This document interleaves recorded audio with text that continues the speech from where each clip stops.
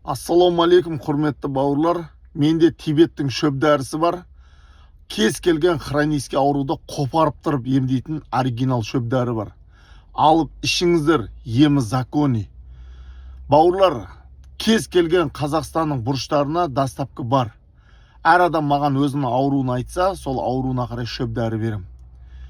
Простатитіңіз бар ма, давление бар ма, сахар бар ма, іш қата ма, запор бола ма, маған осылай айтсаңыз, мен соған комплекс тибетский шөптен жасалған өнім берем. Ішкен кезде закони емделесіз. Бауырлар, мендегі Тибеттің өнімі бұл император патшалар ішкен оригинал шөп дәрі. Қымбат тұрады, емі закони.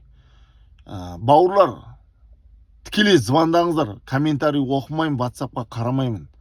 Маған сеніңіздер, мен әрбір мұсылманның, әрбір қазақтың сенімін ақтайтын, адал жұмыс жасайтын Құдияр деген жігітпін.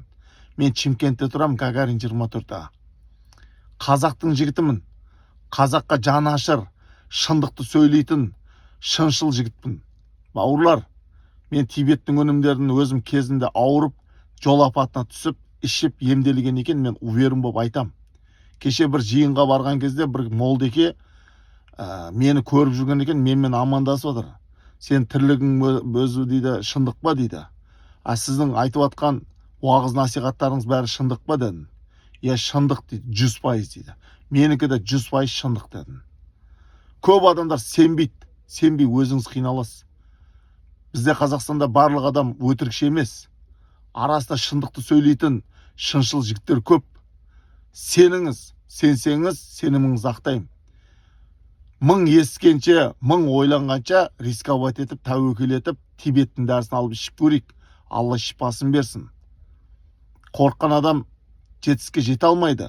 Тәуекел еткен адам барша жақсылыққа жетеді.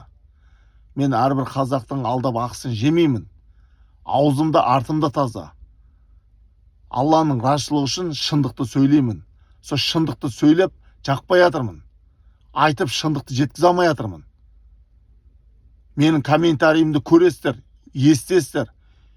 Дұқтарыңыз жетпейді Тибеттің дәрісін алып ішуге. Дұқтарыңызды көтеріңіздер, рухтарыңызды көтеріңіздер. Тәуекел етіңіздер, алып ішіңіздер. Ауруды жеңеміз.